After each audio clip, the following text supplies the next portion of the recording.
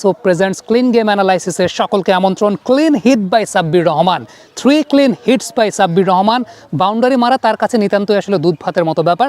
একটা উল্লেখযোগ্য বিষয় বলবো, সেটা হচ্ছে বিনুরা ফার্নান্ডো ঠিক ইমিডিয়েট আগের বলটা অফ স্ট্যাম্পের বাইরের বল লেগ সাইডে হুইপ করতে গিয়ে যখন তিনি মিস করলেন, ইমিডিয়েটলি রিয়েলাইজ করতে পেরেছিলেন যে ভাই মিড অফটা তো ফাঁকা আছে, শটটা তো আমি ওইখানেই খেলতে পারতাম, এটা সিগন্যাল তিনি দিচ্ছিলেন।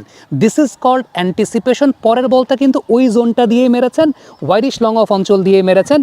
আমার প্রসঙ্গের জায়গাটা হচ্ছে সাব্বির রহমানের এই ইম্প্যাক্ট ইনিংসটা, এটা কি সিলেক্টরদের গুড বুকের মধ্যে পড়বে কিনা? কারণ আমাদের দেশে ম্যাক্সিমাম ক্ষেত্রে যেটা দেখতে পাই, সিরিয়ালি 1 থেকে 10 কারা ভালো ব্যাটিং করছেন বা কারা বেশি রান করছেন তার উপর বেস করে আসলে টিম সিলেকশনটা হয়ে থাকে।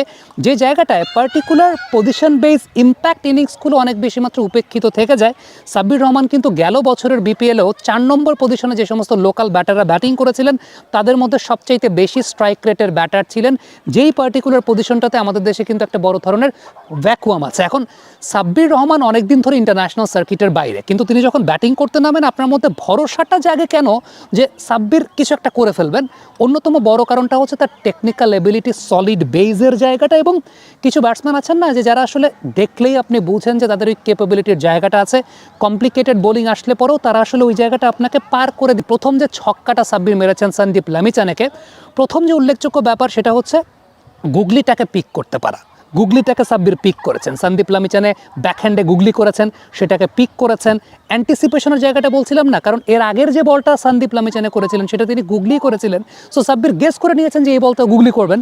দ্বিতীয়ত যে বিষয়টা সেটা হচ্ছে যে বলটা ভেতরের দিকে ঢুকছিল, with the turn slog sweep করেছেন। এই যে বাউন্ডারি স্কোর করার এবিলিটির জায়গাটা, পাওয়ার প্লের পর যখন ফিল্ডার বাইরে ডেথ ওভার্সের সময়টায় বাউন্ডারি স্কোর করার এবিলিটির জায়গাটা, এখানে কিন্তু টেকনিক্যাল এবিলিটির জায়গাটা সবচেয়ে ইম্পর্টেন্ট বিষয়। সাব্বিরের বেসটা কিন্তু অনেক বেশি মাত্রায় সলিড, এবং গুগলিটা পিক করেছেন, ফ্রন্ট লেগটা ক্লিয়ার করেছেন, মাথার সামনের দিকে ঝুঁকিয়েছেন, দেন স্লক সুইপটা করেছেন।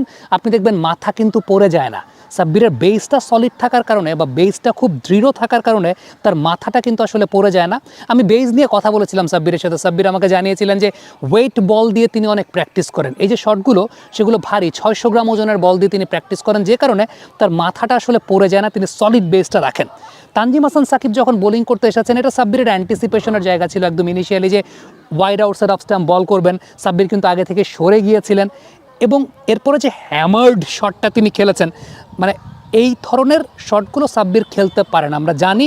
বাট এই যে অ্যান্টিসিপেশনের জায়গাটা, যে Tanzim Sakib wide outside off stump bowl করবে, তিনি সরে গেছেন, পারফেক্ট পজিশনে গেছেন, দেন শটটা এক্সিকিউট করার সময়, আমি বারবার কেন সাব্বিরের কথা বলি, শটটাকে এক্সিকিউট করার সময় হেড ফল করে না, বেসটা নিচের দিকের বেসটা অনেক সলিড থাকে দেখে মাথাটা পড়ে যায় না।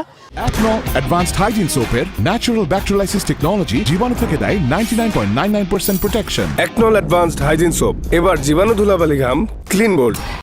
বিনুরা ফার্নান্দোকেও লাস্টে যে তিনি শটটা খেলেছেন, সেই শটটাতেও কিন্তু আলটিমেটলি এই জায়গাটাই হয়েছে, যেখানে তিনি তার বেসটাকে সলিড রেখেছিলেন এবং অ্যান্টিসিপেশনটা ছিল যে বিনুরা ঠিক এই মুহূর্তে তাকে আসলে ওয়াইড আউটসাইড অফ স্ট্যাম্পে বল করবে।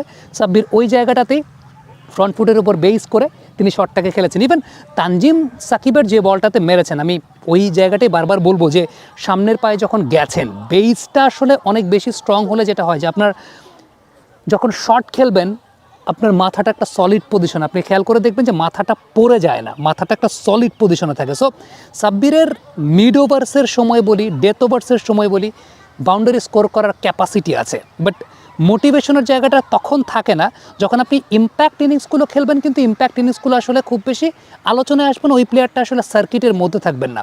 আমার কাছে ব্যক্তিগতভাবে মনে হয় যে আমাদের সিলেক্টর যারা আছেন এই বিষয়গুলো একটু বিবেচনা করা উচিত। তবে ঢাকা ক্যাপিটালস, আমি জানি না তারা কিভাবে টিম লিস্টটা বা টিম কম্বিনেশনটা তৈরি করছে।